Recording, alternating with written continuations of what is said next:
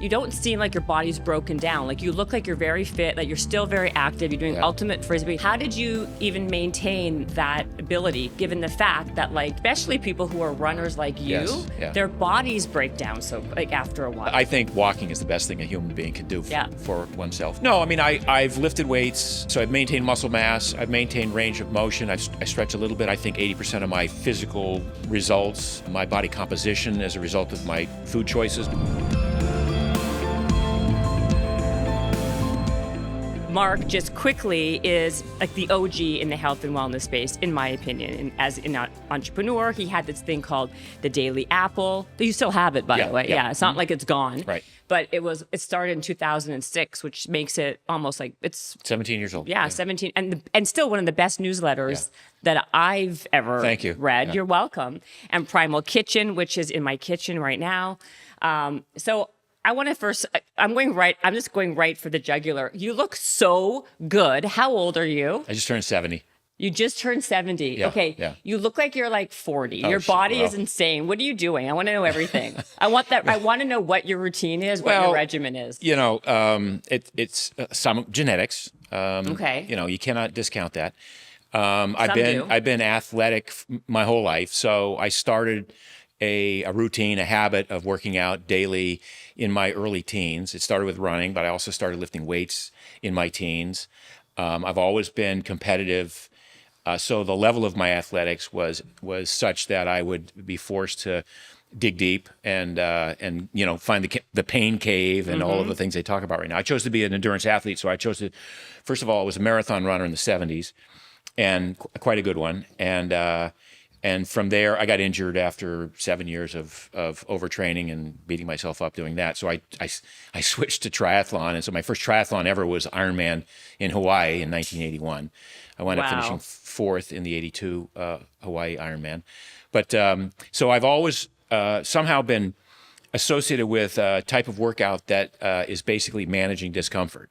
You know, some people will play soccer and basketball, or I now play, you know, frisbee, ultimate frisbee. But in those days, I was just managing discomfort every day. How deep a hole can I dig for myself? Right. You know, and hopefully recover from it and improve as a result of it. So it was all about performance for me for the longest time. What's interesting is that like people who've done that for as many years, like you said, you started in the 70s, and like your body doesn't seem like, I don't know you in a very deep level. I just met you, but you don't seem like your body's broken down. Like you look like you're very fit, like you're still very active. You're doing ultimate frisbee.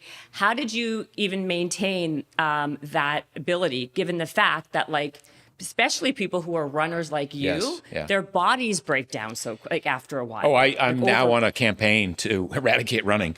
Really? I mean, we'll talk about that. Yeah, but, I want to. But you know, as I think walking is the best thing a human being can do for oneself. No, I mean, I've lifted weights, so I've maintained muscle mass, I've maintained range of motion, I stretch a little bit. I don't do yoga, for better or worse.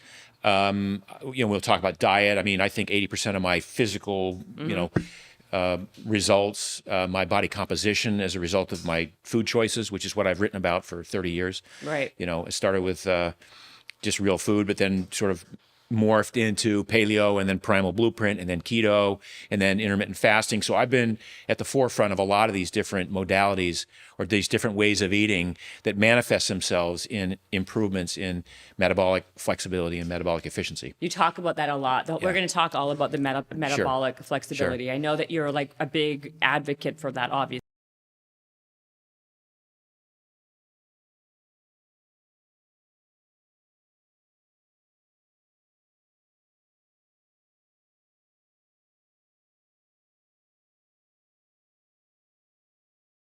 We were talking about, right? I mean, Rob Wolf and I popularized the term many years ago, and it just became this way to describe a state of the body where you could access any substrate for energy that was available at the time or necessary at the time. So whereas most people spend their lives just being good at burning carbohydrates, right? They eat a lot of carbs, they turn it into glucose or glycogen, they work out, they burn that. They never burn fat because they never get to the point where the body says, let's burn fat. There's always plenty of of calories available in the form of glucose or glycogen. So metabolic flexibility describes the ability to extract energy from the fat stored on your body, the fat on your plate of food, the glucose in your bloodstream, the glycogen in your muscles, the carbohydrates that are on your plate of food, the ketones that your liver makes in the absence of glucose. And once you develop the state of flexibility, a whole world of like empowerment opens up where you're not tethered to appetite and cravings and hunger all the time. Your day isn't dictated by when meal times are. You have all the energy you want all the time for the most part. And one of the side effects of that is because you're continually burning off your own stored body fat, you tend to have low body fat, which, a lot of people think is a good thing. Yeah, and I'm one of them. Yeah. we're both one. Yeah. Of them. So back to, how did I get to where I am today? It's a combination of some, initially starting with, aerobic athletics, cardio, they called it, in those days. And then They still call it cardio. and transitioned over to, weightlifting and speed and strength, which I think was probably the right way to do it. And then recently have combined the two of them. So I was telling your husband I ride a fat bike on the beach, a fat tire bike on the sand in Miami.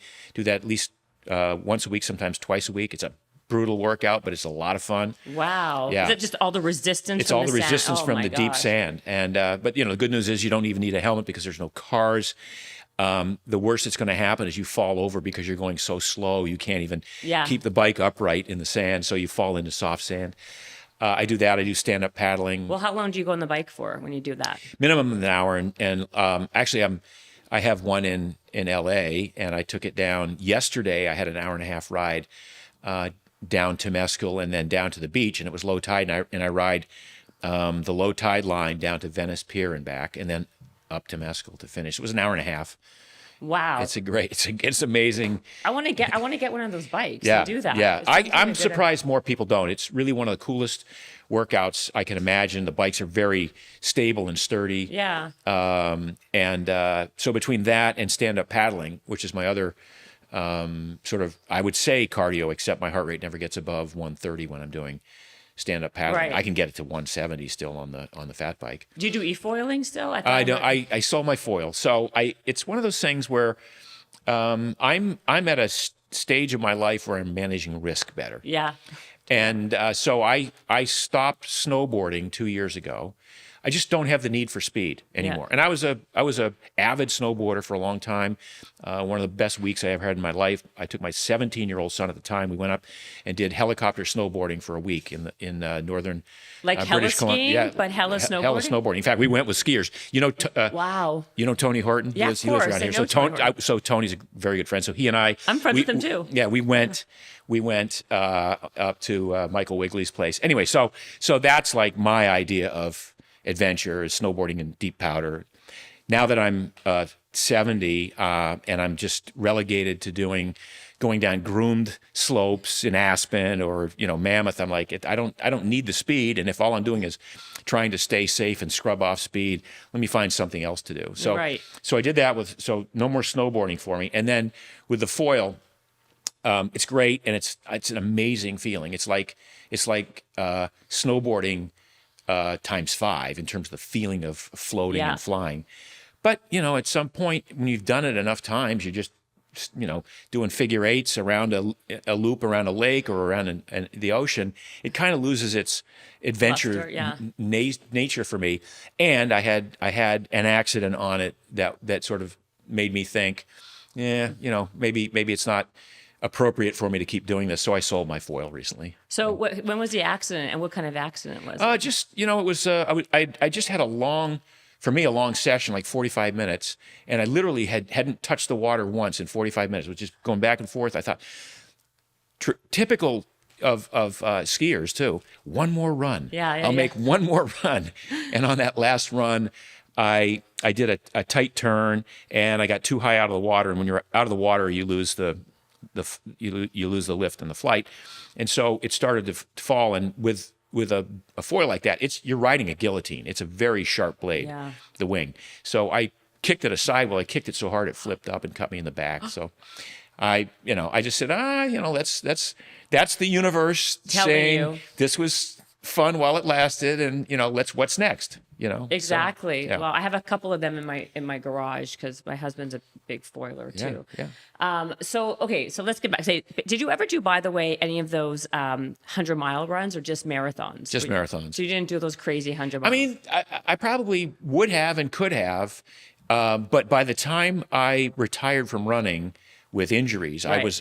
I was unable to do the kind of training that was necessary to do that. So I would have been good at it, because the longer the distance was, the more efficient I was. I was not a very strong, I was quite strong as a 10K runner, but marathon was a much better distance for me because I could maintain such a high level of my aerobic capacity Right. for a long period of time. So I think I would have been good at ultras. And now with the new, equipment that they have, I have a lot of friends who are wearing my shoes, doing training in my shoes for ultras, and then wearing their special trail shoes but doing 9-hour rucking in the mountains over steep terrain, wearing the Paluvas, wearing the toe shoes. So why would they be wearing them with the training? They're basically like, they look like 5-finger. By the way, and you weren't behind 5-finger shoes back when. I thought you were. No. So, because that's what I thought, that was your whole movement, primal. I mean, I was a big fan for the longest time, but they, in my estimation, they sort of left a lot on the table, a lot of design potential, and a lot of other things that should have evolved with that technology. They never got around to. So I said to myself, well, I'll do this myself. So when did they disappear? They didn't disappear. They're still around? Of course, yeah. They're still around, yeah. Okay. So because why would people train in these shoes? They're called Paluva guys, and they're very comfortable. And I will tell you something. They actually look cute on, even though they may look a little strange in the box or in the picture, because Mark's wearing a really nice pair. They're like fake leather, right? So no, it's real Napa leather. This is actual leather. Yeah. Oh, they're actually cute. I think they're really cute. Yeah. And they are way better for your feet. It's called foot health, which we're going to get all into. Yes, Don't worry. Okay. But you're saying something that like people are training in them, but then why would they actually run in them? Well, at some point we're going to encourage running in these, but it's such a long transition. When you go from wearing restrictive footwear that's thick and cushiony and encapsulates and encases the feet, and you don't work the small muscles of your feet. Right, atrophies. The muscles of your feet actually atrophy. And so what happens is you put all that pressure and all the burden on the ankles and the knees and the hips, and that's why people get injured in that regard. So true. 'Cause I have a lot of injuries from that. Yes. I had tons of ankle issues. And my feet became flat because I wear orthotics in my shoes. And when you wear orthotics, you're telling your feet, you don't even need to work your arches out. We'll support your arches for you. We don't. I don't know. We'll get into this, but it's so crazy. So my ultra runner friends and some of my marathoner friends are now spending the day in Paluvas doing their errands, walking around, passively training the small muscles of their feet all day long.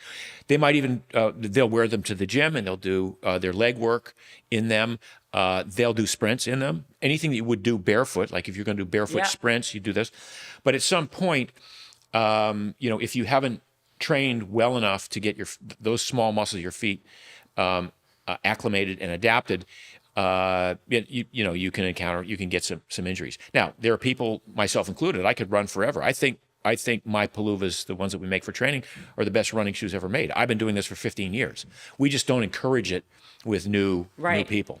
So where did the whole idea come from that like you have to wear, like for me, like my feet are flats and narrow, so then they say wear these orthotics and do all these things, and then like that, and then over time those are the things that are probably causing all these crazy injuries. It's bizarre, but that's medicine. That's so podiatric medicine, podiatry. Yeah. Like I will tell you, like I was in college, I was one of the best. I was the best runner, captain of the cross country team, and on the track team at Williams College. I sat my last year out with chondromalacia, with a knee injury, because I was wearing Nike's thick cushioned trainers, trying to get 40 extra miles a week in because I wasn't feeling the pounding. Wow, yeah. And because of those 40 extra miles a week, all of the stuff where it would have been my feet that say, hey, slow down, stop. That's enough running for the week. When you bypass all that information, you send it up the chain to the knees or the hips or whatever.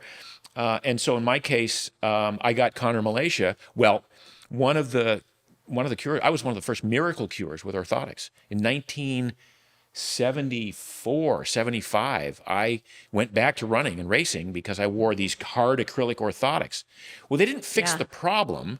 They didn't. They alleviated the pain. Yeah. Oh. So I still wound up with the problems over time. Yeah. But for a lot of people, if you're not fixing, and this is medicine, right? You don't fix the problem, you alleviate the symptom. You band-aid it. That's modern medicine. So, so if you have if you're a podiatrist and you believe in orthotics, you're going to want that approval from your patient. Oh my God, my pain went away because of the orthotics. Thank you, doc. Well, it went away for now, but it's just moving around to other parts of the body. And I'm not going to say that some people don't need orthotics, but your feet are born perfect.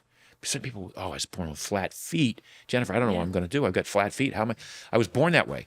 You are born with perfect feet. The fact that you don't have a pronounced arch doesn't mean that all of the musculature in your foot, including the plantar fascia, doesn't work. It's just you haven't used it.